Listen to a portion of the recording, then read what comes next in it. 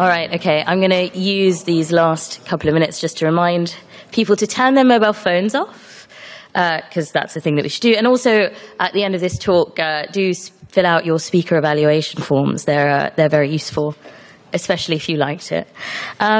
Excellent. Well, thank you, everyone, for coming to this talk, especially as it's Wednesday at 5 o'clock and just before the IGF Awards. So well done you for resisting the urge to go to the pub early. So excellent. So this is a subject, diversity, is a subject that's hugely important to me. And I'm really excited to have this conversation with you. So for those of you who don't know me, I'm Meg Jayanth. I'm a writer and a narrative designer, and the game that you most likely know my work from is Inkle Studios' 80 Days, which is a massively branching anti-colonial steampunk adventure based on Jules Verne's Around the World in 80 Days. But this talk should hopefully work whether you've played the game or not. So let's start very quickly by establishing what this talk is not going to be. So this talk is going to focus much more particularly on culture, race, gender, and sexuality, as those are issues that I feel much more qualified to talk about personally. And the sheer demands of time and practicality mean that I'm necessarily going to be spending more time talking about some issues and less on others.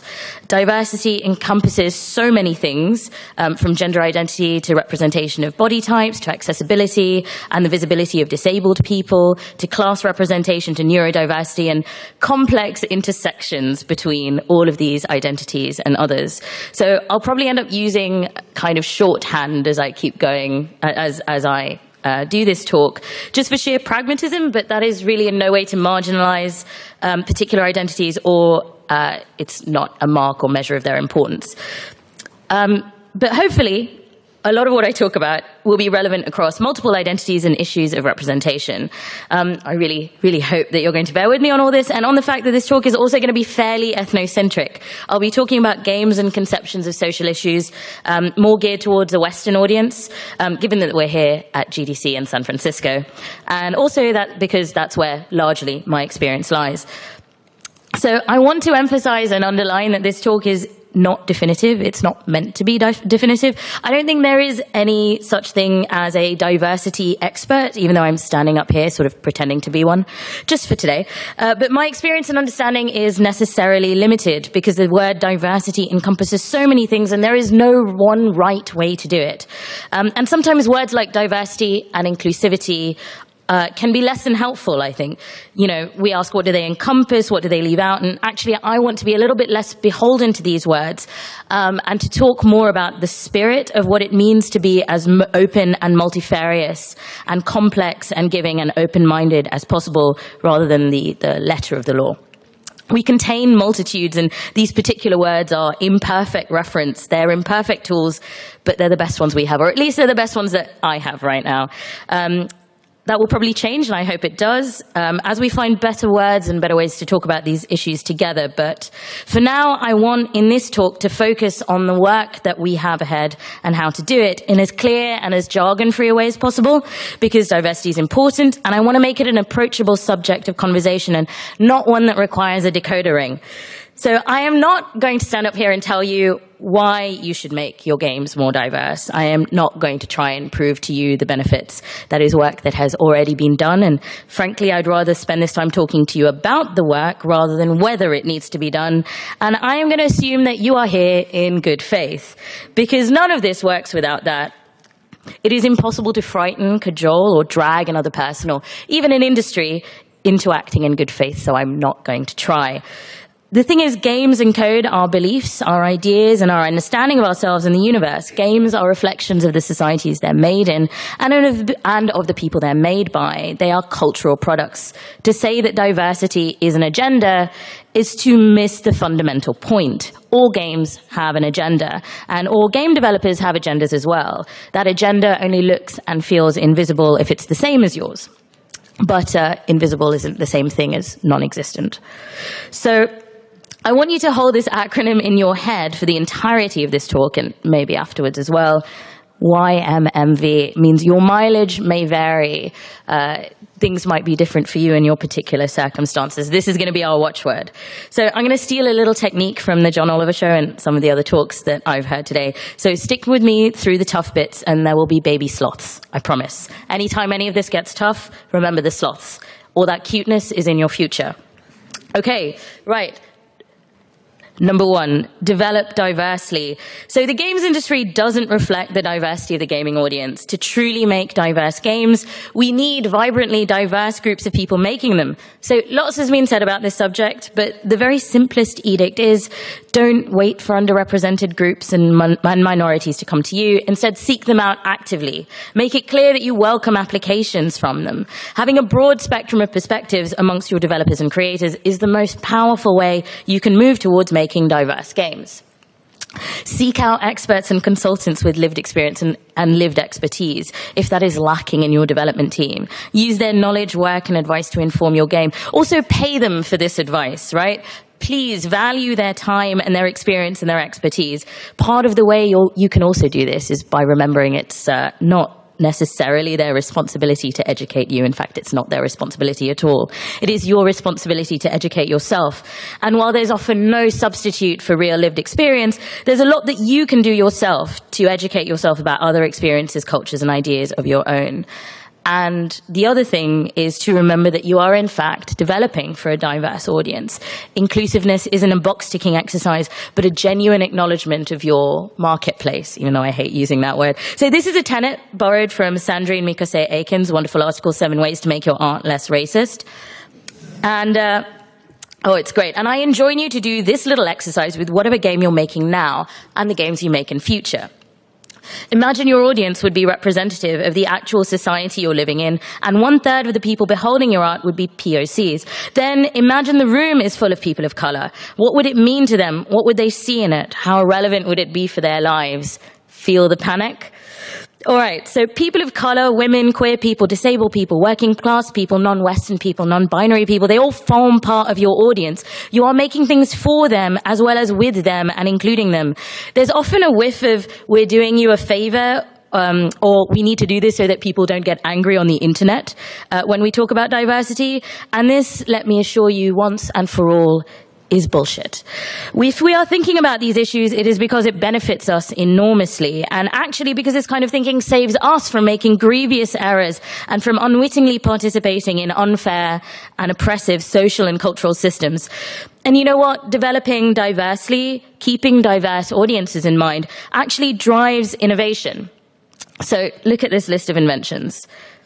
In 1876, the telephone emerges from Alexander Graham Bell's many attempts to create technologies to help the disabled. In 1937, the drinking straw. In 1948, the transistor is invented to power smaller hearing aids. In 1973, Vince Cerf, who's hard of hearing, develops email in part because it's an easy way to communicate with his wife, who is deaf. Genuine innovation often comes from inclusive design thinking. And that's exactly what we're talking about here today. All of those innovations came out of solving specific challenges and for particular needs, but they're linked by an approach and a mindset which can be learned and actively, honestly applied. And this approach has to be shared across every part of the team making your game, from writers to producers to sound designers, to visual artists and PR and beyond. It can't be applied piecemeal. Every part of the design and development process needs to be steeped in this kind of thinking if we're going to be able to make genuinely diverse games. So when we began development on 80 Days, we thought that we would author, that is, write bespoke content for only a minority of the cities and the journeys, and that we'd fill in the rest of the world with generic, slightly more procedural content. But when we tried to implement that, we realized how quickly we ended up with, frankly, racism and stereotyping. What is a generic African journey? And when we tried to do generic more content more regionally and specifically, we quickly realized it couldn't be generic at all. It had to be specific. So we authored all of it because the entire team wanted the game to be good. We had to be diverse and respectful because that would make the game better. And that same thinking carried through to the sound design, which Joe Humphrey, the co-founder of Inkle and the development lead, was responsible for. He's right in the front row, so he's getting quite embarrassed now. This is due in large part, the soundscapes of 80 Days play a huge role in why the cities and places feel so distinctive. And that's due in large part to how meticulous Joe was in creating these dynamic soundscapes that reflected individual places and regions without falling into stereotypes. Now, most players won't notice that specifically, but that care and attention hugely impacts their experience. And similarly with the dynamic color palettes whenever you get into a city. So arriving at Rome at dawn looks completely different to arriving in Freetown at dawn, which looks completely different to arriving at Khartoum at dawn, because Joe was thoughtful and painstaking about representing the different kinds of quality of light, giving each region a palette that was distinctive and particular.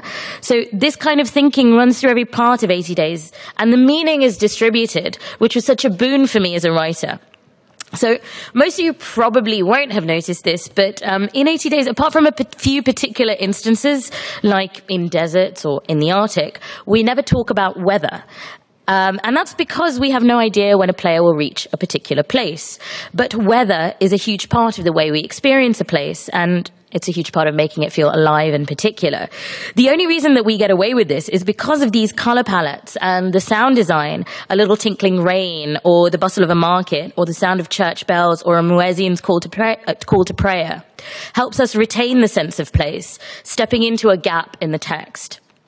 And all of this is, of course, further strengthened by our illustrator Jaume's wonderfully diverse character portraits. This is only a small selection of the diverse character art in the game. All right, so moving on from this. Number 2, do your research. So obviously the ideal is to have diverse teams of people making games, but it's also a worthwhile goal to empower all kinds of people to tell all kinds of stories. Within reason, obviously, and, with good faith. We can pursue both of these goals simultaneously, and we need to. We need better representation in the industry and better representation in what we produce. Again, it is not the responsibility of minorities or underrepresented groups or women to fix the industry's problem with inclusion. The only way we're genuinely going to move forward if we acknowledge that this is everyone's responsibility. And there are also some situations where there's no one with lived experience of what you want to make a game about, or where you won't be able to reach out to them appropriately. So doing your research is fundamental. 80 Days is exhaustively and meticulously researched. So the biggest challenge for me was finding accounts and sources from each place itself rather than outsider perspectives. I wanted to be as inclusive and as respectful as possible, and try and show the diversity of any given place rather than be definitive about it. We wanted our inventions and our devices to be grounded in local cultures rather than overwriting them with a purely British notion of steampunk. So Amal El-Marta's wonderful article, Towards a Steampunk Without Steam, was a huge part of my way into writing 80 Days and the world building. And in it, she talks about wanting to write a steampunk story set in Damascus, where water is scarce, where there are better things to do with water than waste it on a steam boiler. What does steampunk look like in that place and time? And that's what I tried to think about with each of the locations in 80 Days and with each of the inventions. What kind of resources are available, what kind of pressures a culture might be facing, and how our fantastical inventions are going to impact the geopolitics of the region and the wider world. But I also wanted to write an anti-colonial adaptation, and part of that was trying not to appropriate or disrespect people's struggles in history. I didn't want to exoticize or stereotype indigenous steampunks, and so informing the fantasy with historical research was enormously important. So here are some fundamental rules of thumb. Use multiple sources, check the bias and provenance of your sources, and use a wide range of sources and resources. In the most simple way, look at the stories that people tell about themselves and look beyond the obvious. So I wrote The Isle of Cats, which was a guest island for Failbetter's wonderful literary game Sunless Sea. And in that, I took my references and historical notes from piracy in Southeast Asia in the mid-18th century, rather than the slightly more obvious Caribbean age of piracy. Just something as simple as that can mean the difference between recycling old narratives and exploring newer territory. And while you're doing this, remember that a lot of history has been whitewashed and often marginalizes women's voices, indigenous voices, working class voices, queer voices. Try and redress that. Just accept that this is going to be more work than basing your character off a Wikipedia entry or the first page of Google results. I'm not going to tell you that being diverse and respectful and inclusive, that being well-researched and rich and grounded are easy. Being a good writer isn't easy. Making a good game isn't easy. This is a pernicious lie. Most things worth doing aren't easy, but to be perfectly honest, it's probably a lot easier than you think it is. All right, next point. Puppies. No. How did those get there? No. Okay, right. I'm going to take a second. You look at puppies, I'll drink water. All right, we're back in the game. Don't fall into the trap of authenticity. So with all this focus on research, I really want to talk about one of the pitfalls, and that is authenticity and accuracy. These are not end goals in of themselves. Authenticity also doesn't exempt contemporary writers and artists from moral judgment. Just because there are historical injustices in a certain period doesn't mean that it is all right to simply represent them without commentary or context. So in 80 Days, we use the steampunk and the fantasy to enable us to tell the kind of story we wanted to be able to tell, to redress some of the colonialism and sexism and racism of the period. If you're going to invent a world, why not make it more progressive? Why not have women invent half the technologies and pilot half the airships? Why not shift the balance of power so that Haiti, rather than barely postbellum United States, is ascendant in the region? Why not have a strong automaton using Zulu Federation to avert the scramble for Africa? Why not have characters who play with gender and sexuality without fear of reprisal? History is full of women, of people of color, of queer people, of minorities. That part is not a fantasy. The fantastical bit in our game is that they are often, but not always, allowed to have their own stories without being silenced and attacked, that we tell their stories as if they aren't exceptional, because they're not. So that isn't to say that 80 Days pretends that colonialism never happened or ignores racism or oppression. I'm particularly really interested in the cost of civilization and how it's constructed. So hopefully we manage to let our stories look at politics and violence and oppression without necessarily glorying in it. So there are no loaded racial slurs in the game, for instance.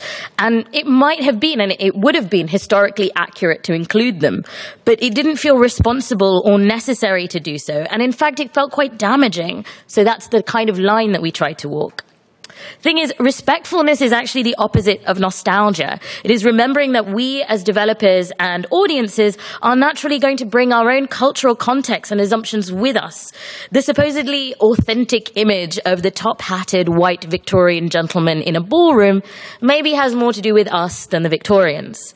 So peeling back all these layers of nostalgia and assumption is the right thing to do, but it is also a gift to the writer, to the player and developer, because there's such an opportunity here to tell unknown and surprising and challenging stories, to undo some of the violence of colonialism, sexism, racism, etc., as we retell ourselves stories of the past, present, and future from our current standpoint.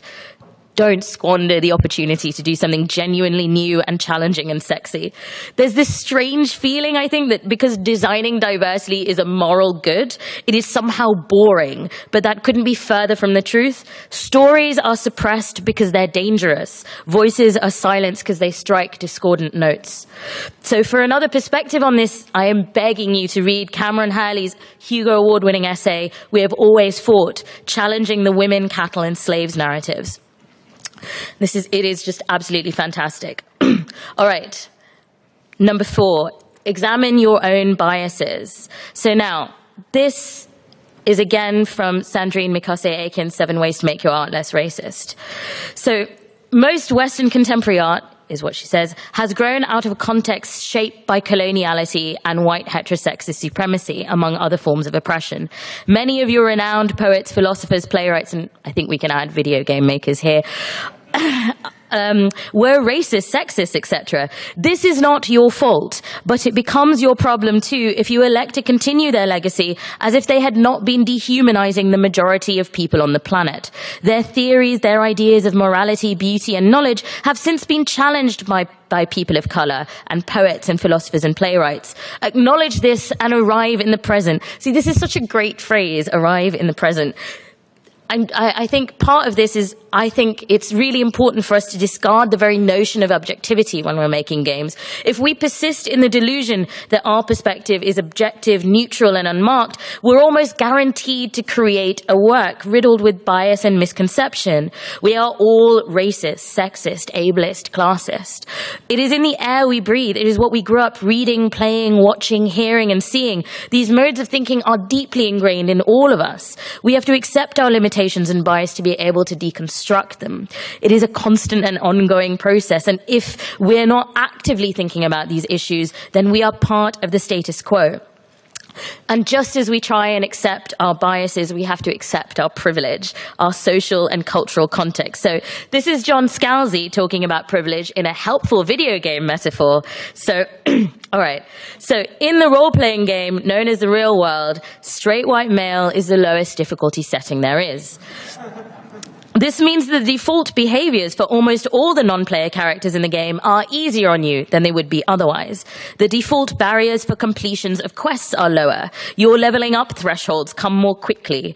You automatically gain entry to some parts of the map that others have to work for. The game is easier to play automatically, and when you need help, it is by default easier to get. So even just being in this room here right now at GDC in San Francisco is an enormous privilege. There are, unfortunately, huge barriers to the ability to access this space in this way and to be part of this ongoing conversation.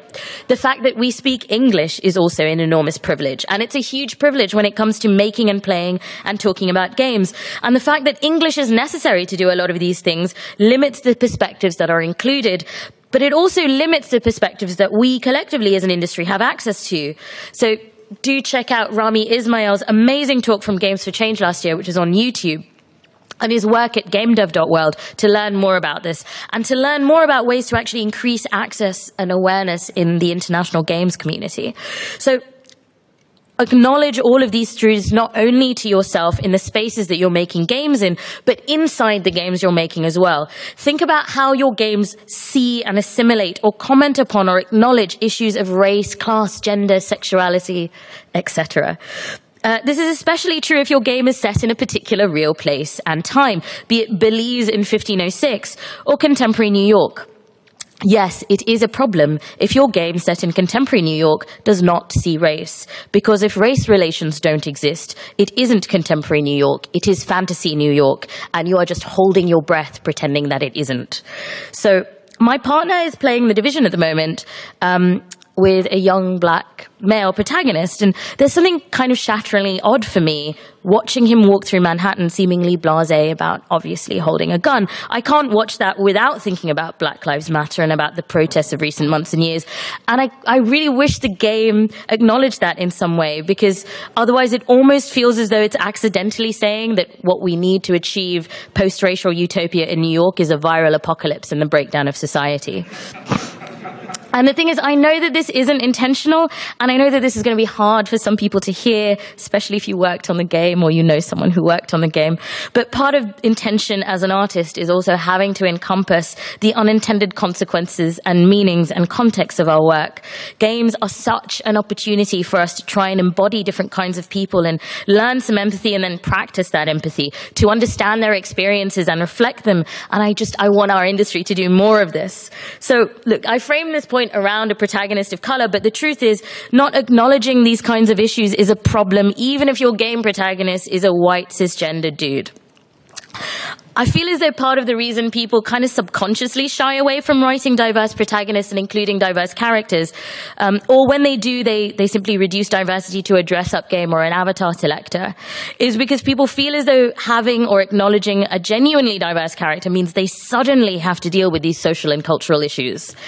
This is a fallacy of normative thinking. This is one that we are all prone to. We think of the straight, white, cis dude experience as the normal one, and everything else is other, but the thing is, straight white cis dudes are as implicated in issues of race, class, gender, culture, and sexuality as everyone else. They have as much baggage as everyone else, even if it doesn't appear as immediately obvious. This is partly what privilege means, the ability to not have to see something if you don't want to. But like I said about gravity, just because it might be pointedly invisible to you doesn't mean the rest of us are floating into space. So lots of this also holds true for fantastical or speculative game worlds too. You might want to make a game about a far future utopia where we have sorted out all of these issues, and that's great, but remember you're making a game to be played by people that live in the world as it is, a flawed and complex place. Find a way to place your utopia in context. Show your players that you see their struggles and their realities, that you're actively engaging with them, that your game is a commentary and not an act of silencing or overwriting or casual indifference. And frankly, it is not as though video games have no idea how to talk about race. We are great at talking about race, as long as it's orcs and elves and dwarves. I bet each of you could name 10 or 20 or possibly even 100 if I gave you some time. 100 video games with complex fantasy backgrounds, politics, interrelationships between species, games which deal with issues of bigotry and privilege and colonialism and culture, but all of this, all through this completely fantastical lens that only borrows from the struggles of real people of color and marginalized people when it's convenient.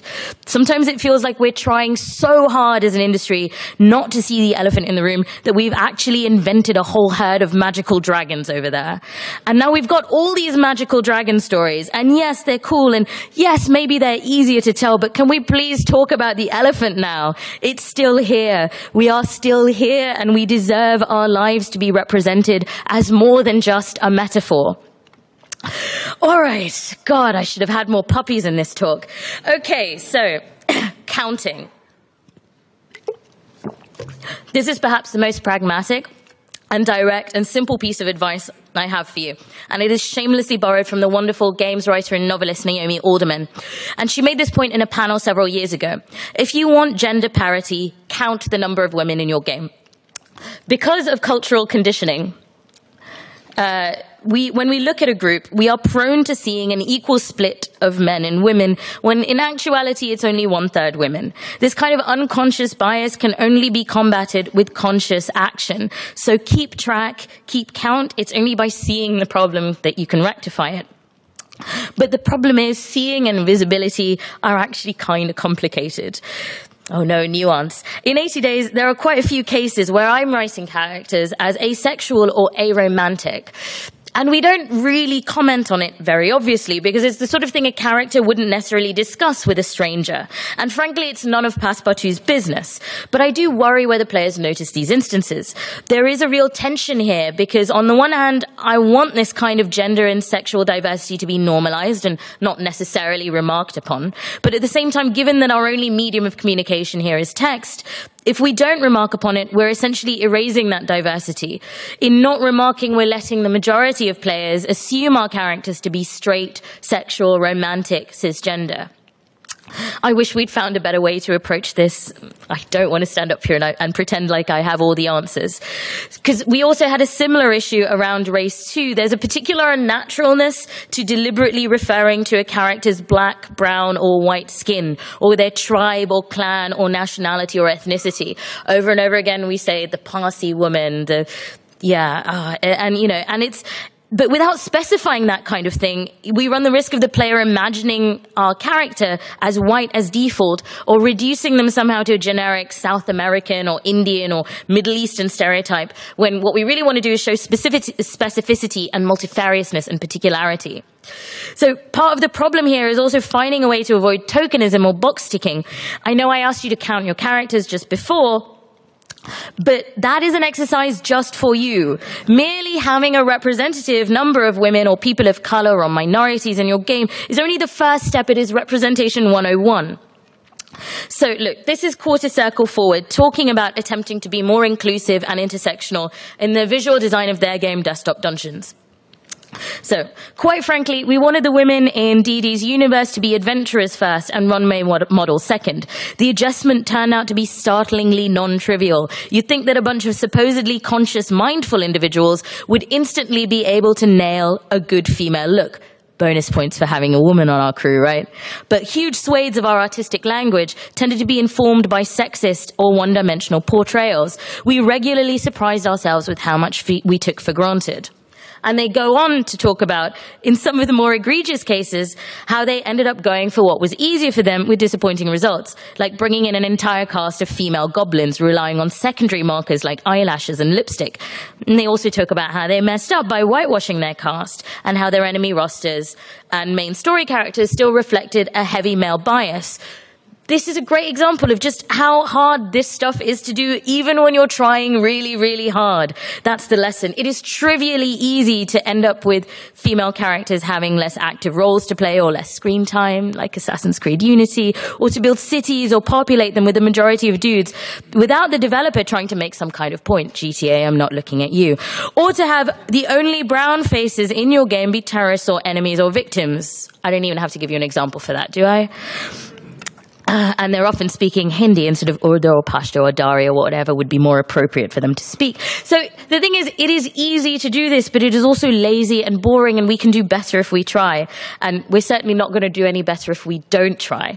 So for 80 days, my rule of thumb was to ask, is this the most obvious story to tell about this particular character or profession or race or identity or culture? And if it was, then find a different story to tell. Do not fall into the trap of the single story. Which brings me to my next point, almost as though I intended it that way. So this is Chimamanda Ngozi Adichie, a Nigerian novelist and feminist. And she has a wonderful TED Talk where you might be familiar with her from the Beyonce song.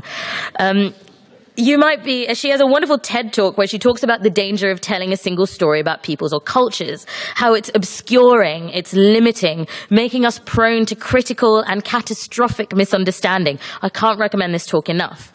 The thing is, if we refuse to tell the single story, the first story, the obvious story, we open ourselves to finding complexity and multiplicity and multifariousness.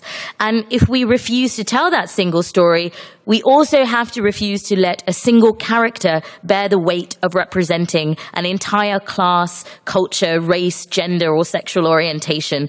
Look, it would be ridiculous for me to stand up here and say I speak for all women or all brown people or all Indians. That's obviously ridiculous. Diversity doesn't just mean representation in terms of numbers, but also depicting each character in a human way, with nuance, showing that cultures are not homogenous but dynamic and shifting and unexpected. The easiest way to make this happen is by having more than a single token diverse character in your game. All that weight of representation is going to crush them. It would crush anyone. Liberate your characters from this burden. Liberate them from the pressure to be the model minority, the model woman, the strong female character that is as much of a stereotype as the damsel in distress. And go read N.K. Jemisin's wonderful essay about how there is no such thing as a good stereotype.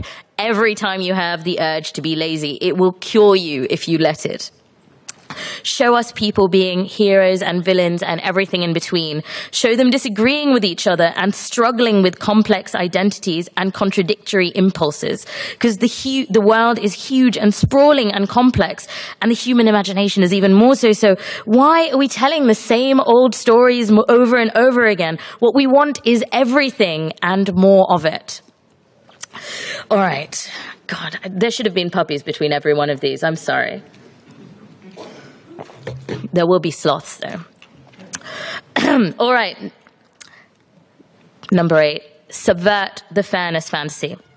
So we talk quite a bit about power fantasies in games, but I don't think we talk enough about what Tevis Thompson, in his great article in Grantland, calls the fairness fantasy.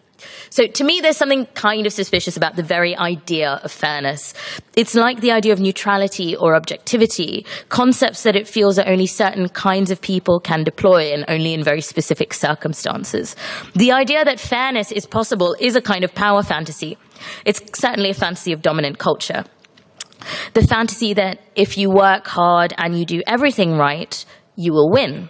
So most games emulate and reinforce this idea. So this is Tevis talking about the fairness fantasy. If a game is ever cheap or unfair, This is a cardinal sin, a provocation to rage quit, for the entire system is predicated on the understanding that gaming is a hermetically sealed bubble of justice. And within this bubble, players are closet deists, and their gods are always fair.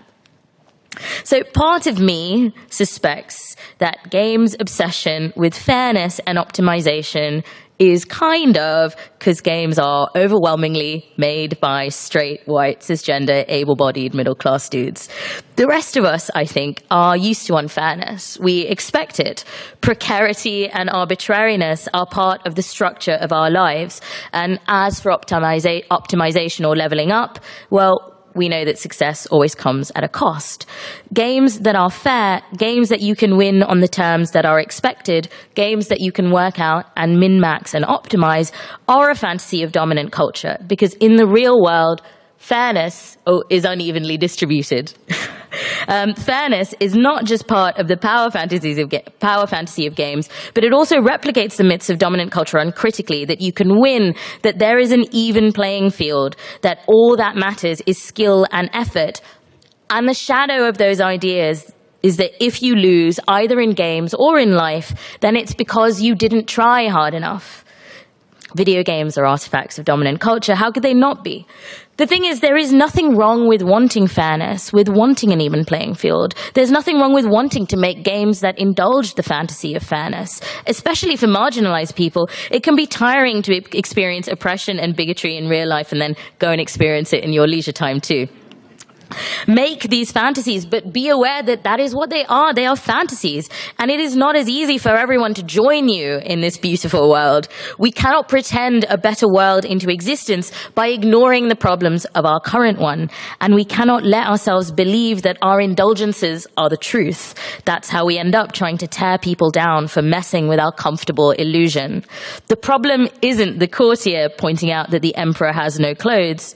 It's the naked guy getting his butt all over the throne. So I think in some ways this anger about unfairness, this idea that unfair is the worst thing that a game can be, has a lot also to do with a much too rigid idea of winning. And also that winning is the only way that you can enjoy a game.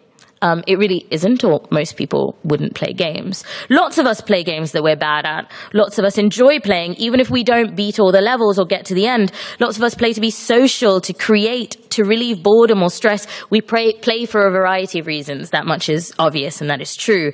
And the thing is, we can also win in a variety of ways, and I wish more games designed for that. Coffee might be for closers, but games are for everyone. Glengarry Glen Ross cannot be our model if we want to make games for everyone. 80 Days embraces this idea, and there are multiple valid ways to play the game, multiple ways to win, multiple enjoyments outside of completion. Yes, by making it around the world, but also by making it around the world without using a bank or visiting the maximum number of cities, or just exploring and getting lost in the Amazon jungle, which I think someone did for about 134 days. That was amazing to watch. Or just following particular plot lines through to their conclusion. So in our expansion, in 80 Days, we actually added many more end states, one of which is actually abandoning your quest and just living happily ever after in icy romance with your boyfriend Viti, the artificer who you romanced on the North Pole quest, and then run into again on a remote meteorological outpost. In fact, we even have an achievement for it. So I think it's a hard thing for some people to reconcile, that you can have an end state that undermines the stated purpose, the primary drive, even the title of the game, and it isn't a fail state. It works, and it's satisfying to some people, and that's success. That's as much winning as making it around the world, as far as I'm concerned. And if these ideas of fairness and unfairness in games are something that you're interested in, I talked about it in quite a lot of detail in my keynote at Practice last year, which you can find on Vimeo. And I talked a little bit about this in the context of decentralizing your protagonist here on Monday at GDC, which should be up on the vaults. And if you play the Dragon Age games, there's also a talk of mine on YouTube about how unfairness and not getting what you want makes the romances in the Dragon Age series some of the most interesting and rewarding in video games at the moment. Though I will warn you, the first 5 minutes of it are just me ranting about Morrigan. I slayed a dragon for her, seriously. All right. All right. Excellent. Number 9. See, we're nearly there. Remember that you are part of a process. So you are not on your own in this. This goes back to the point about developing diversely. So it's not just about looking outside your own experiences for inspiration and education, but also acknowledging those sources. You are, like it or not, part of an ongoing conversation. Your game sits within a cultural, social, political, and ideological context.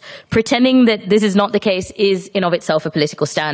There's just no way around this. Accept it. In fact, embrace it. Give credit where credit is due. Amplify marginalized voices with your work and don't shout over them. You're not going to solve diversity on your own. And this narrative of being the lone innovator, the singular champion, is a damaging one. We're all in this together. And in that spirit, let me state categorically that 80 Days is the game that it is because the incredible work of many, many people, here are just a few of them. The work of all of these people just entirely encompasses why 80 Days is any good, if it is. And the thing is, this doesn't, and even this list doesn't even encompass the whole debate around diversity and speculative fiction that informed me so hugely. The ongoing conversation in fiction, art, and design around multiculturalism and steampunk. So you'll notice here that most of these influences that I name are outside of video games, and I urge you to seek out inspiration and context outside of video games too. And also remember that video games aren't the only kinds of games. 80 Days draws so much on tabletop and in the way that it's designed and structured and written. It builds on Inkle Studios' incredible work in shaping a particular kind of interactive fiction, and also on the parser and hypertext worlds that came before and are our contemporaries. We are part of the I Need Diverse Games conversation that is still ongoing and being led and championed and shaped by people of color and minorities. And I cannot stand up here without acknowledging their work, acknowledging that I'm a tiny part of a wider movement and I wouldn't be here without them.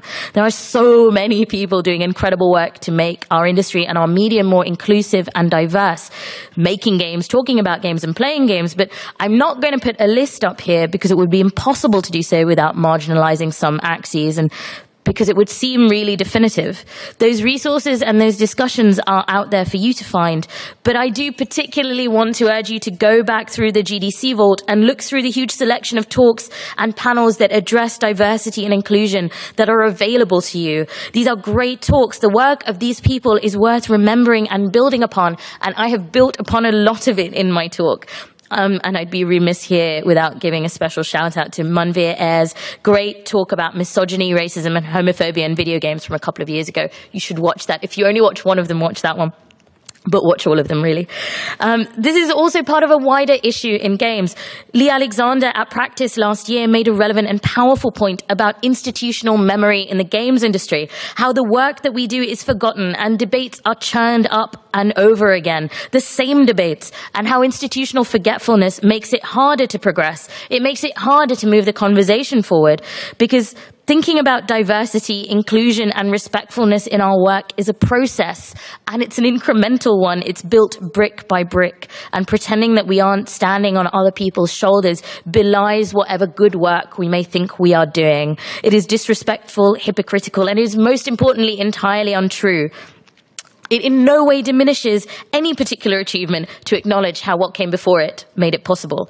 Show you're working, and showing you're working and showing the path that you have tread will only help people to walk that path with you. And hopefully some of those people will illuminate the path ahead and make it easier for you to make your way forward.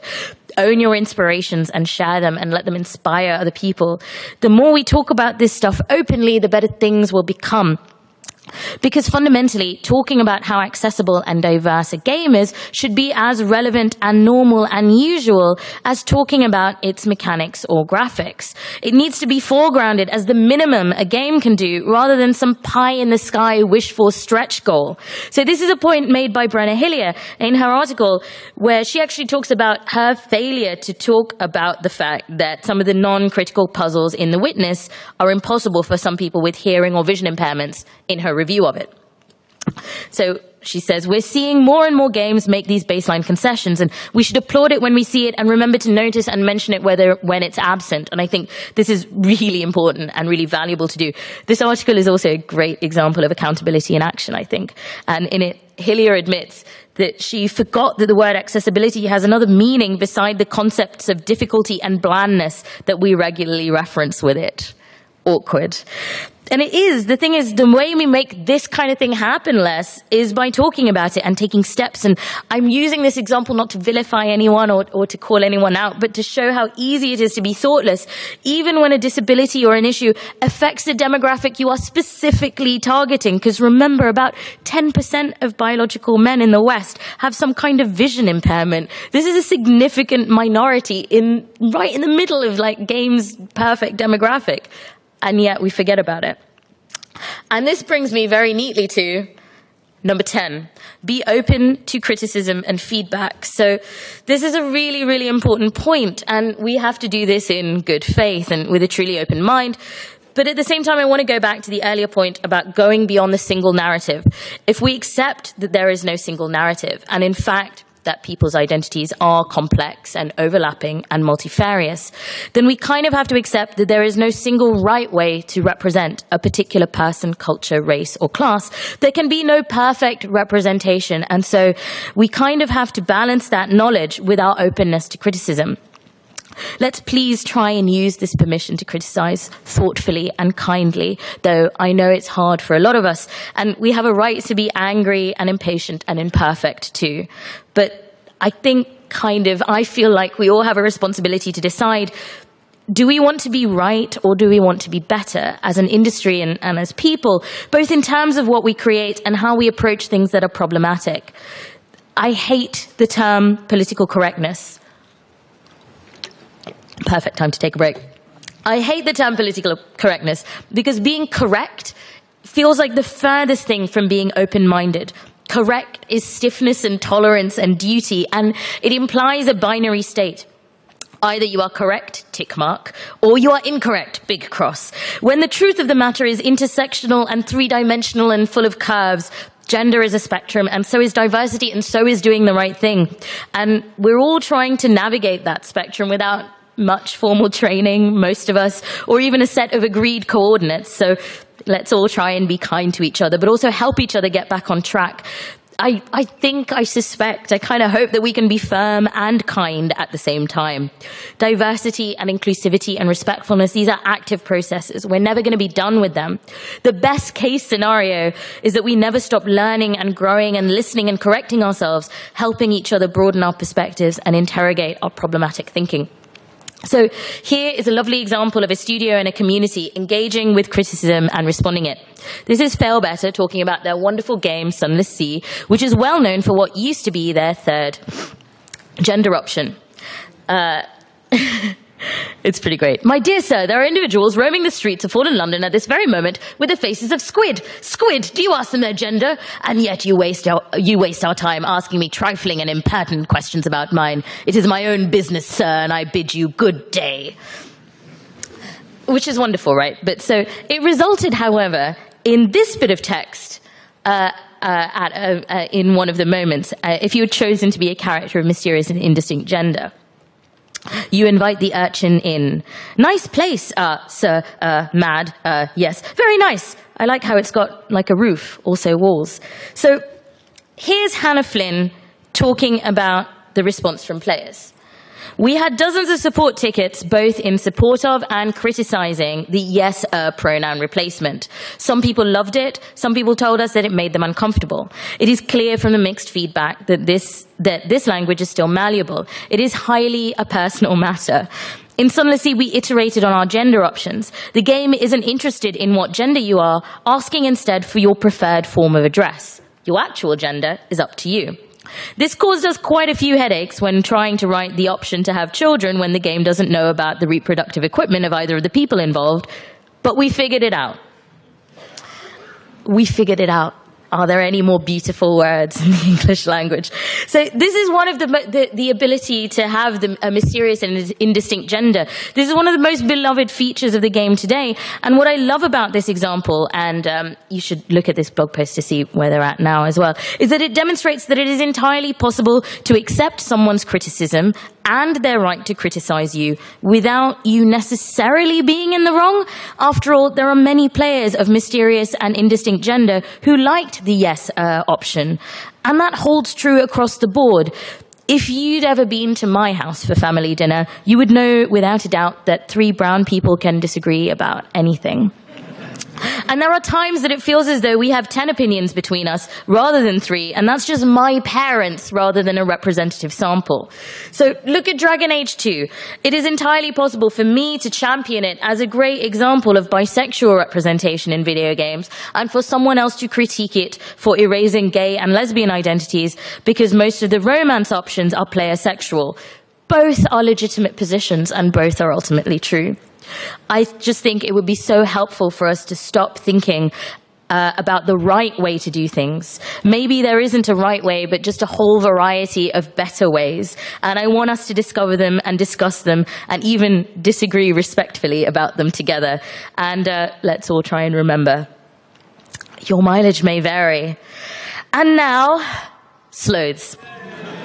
Wow, okay, thank you all for coming to my talk. This is great. Please look directly at the sloths. I think we may have time for questions. Make sure you look at the sloths as you ask these questions as a reminder to please be kind and respectful in your language. I have pictures of sloths crying. I am not afraid to use them. You seem like nice people, though, so you can have another. All right, wow, excellent.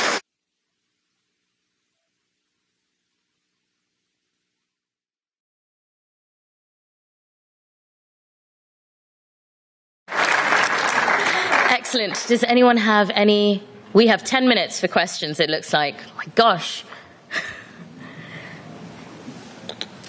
Anyone? Excellent. Hello.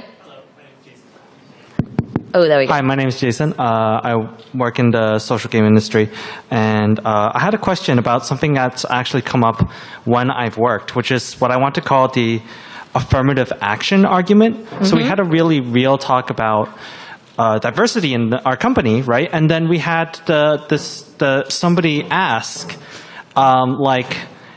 but you know, shouldn't we? It's like, aren't we going to turn away a qualified man if we have a preference for hiring women? And mm-hmm. I'm just sort of like, how do you address that civilly? Again, I wouldn't say that I'm the perfect person to answer this at all, and there's lots of, but from sort of things I've read and stuff like that, I think the real question is like, where is your pool coming from? If you can't find I think it's very likely that you will find qualified women if you're kind of seeking them out. And the fact of the matter is, I don't know, like, surely wanting to have a more diverse team is a really good thing. There's a really great article recently about how diverse teams do better, and I think that's true. And frankly, I don't think it's really problematic to say, my team is all men and it's limited. I want to specifically seek out a woman to do this role. Like, I don't think it needs to be a box-ticking thing. It can actually be a qualification. I think that might not be a very popular opinion, though. Yeah. But no, there's definitely. I mean, I think if you look around, there are. I don't know any of them to hand, but there are definitely loads of articles about how to recruit diversely. I mean, if you look at Fail Better most recently, one of the things that they specifically say on their last round of job applications is they actually specifically invite applications from people from underrepresented groups and minorities, and they say straight up in their job advert that they want to increase the diversity of their team. And I think that's kind of the most civil way that you can do it, because it allows you then to talk about your team's diversity when you're discussing hiring. And that's the simplest way I could tell you. That's actually really useful. Thank you. Thank you. Yeah, absolutely. No problem. See, hello, I'm sorry. This paradigm is just not deconstructing the diversity expert thing at all. Sorry. All right, sorry, go ahead. Hi, I thought the bit about the procedural content and how that really didn't work for you was really interesting, especially since I'm absolutely trying to do that right now. Oh, right, yeah. Did you come across any leads as to how you might have done that? Procedurally, you mean? Yeah, like represent diversity procedurally and not resort to stereotypes or right. This just doesn't feel right because it's... I mean, no, the thing is you can definitely do it procedurally, but it means that instead of writing one bespoke and respectful story, you'll probably have to write a bank of 100 in order so that it procedurally generates from your bank. That's what I'm looking at right now, yeah. Yeah, so the thing is, it's just, you can do it. It's just going to be even harder than doing it in an authored way. I don't know if there's necessarily a shortcut. I think we probably ended up taking the laziest path through a thorny issue. But yeah, is there? I don't know if that. I don't think that's necessarily particularly helpful. But that's the best that I can. That's the best advice I can give you at the moment. Thank you. Sorry. So here's a question. In trying to get diversity, a lot of times you try to show more different cultures. How do you address the charges of cultural misappropriation? Oh, well, I mean, I think you do that by, well, being open to that charge. You know, if someone comes up to you and they're from a culture that you're representing in your game and is unhappy with that representation, I think you should engage with them. But, you know, a lot of the time, I think this is this sort of fear that we all have that you're going to do something terrible. But I think if you do your research in good faith and you try in good faith, it's you know, it's entirely possible to kind of to subvert that. I mean, I think you basically, you know, try and avoid stereotype. Finding out what the stereotype is in a particular culture, that's probably a really good step one as well. But, you know, I mean, I think it's a process, and you learn and you kind of try and seek out people from that culture, you know, try and learn from them. You know, if there was a simple answer, my talk would have probably lasted a lot less longer. I don't know, do you have a follow-up question? No, sometimes we're trying very hard to show different cultures and bring different cultures in. But then it's like, are you making use of that culture? Is that? Oh, right. Okay. No. So that's actually a really interesting point, and actually one I wish I talked about. And I talked about it a little in my talk on Monday. I think it's also really important for us to all ask ourselves, as game creators, is this our story to tell? And I think that's a really important thing, because sometimes I think if you really think about it, it's not. And not every story is for you, and not every story is necessarily for your player. And I do think we have to think about that when we decide, right, we're going to make a game about this. Am I the right, like, you know, am I the right person to tell a story about something that doesn't affect me at all, or that I'm not part of? But it's really tough. Like, it is a really nuanced balance between kind of trying to imagine, trying to sort of reconcile whether this is your story to tell, and also enabling everyone to tell these kinds of stories, because it really shouldn't be disproportionately the job of minorities or of people of color or women to tell their own stories. We can all do that. There's no simple answer here, but, you know, I mean, this is the problem, and the joy of good faith is that it's something that you can only work out on your own. So yeah, that's. Thank you. You're welcome. See, I think this is the problem with talking about nuanced things. All of my advice is going to be, that's really tough. You're going to have to work it out. It's probably going to be complicated, I guess. You talked some about the difficulty of having an aromantic character without having them come up and say, hi, I'm Sally, I'm aromantic. Right. Especially in 1872. Yeah. We've had that issue also, both with sexualities and with transgender characters. Have you come up with any very clever solutions or workarounds to, like, slide it in? Wow. No, I would probably say in no way do I want to set myself up as an expert on especially the trans experience, but you should go check out the work of Catherine Cross. She's doing incredible work right now. She's Quinay_Moon on Twitter, I think. And she talks a lot about representations of transness in games, and I would recommend her. Thank you. She's incredibly clever and wonderful, and much smarter on this subject than I. Excellent. All right, excellent. I think that's us done. So thank you all so much for coming to this talk. I think there might be another. Oh no more slides. Sorry. Thanks so much, guys. Thank you.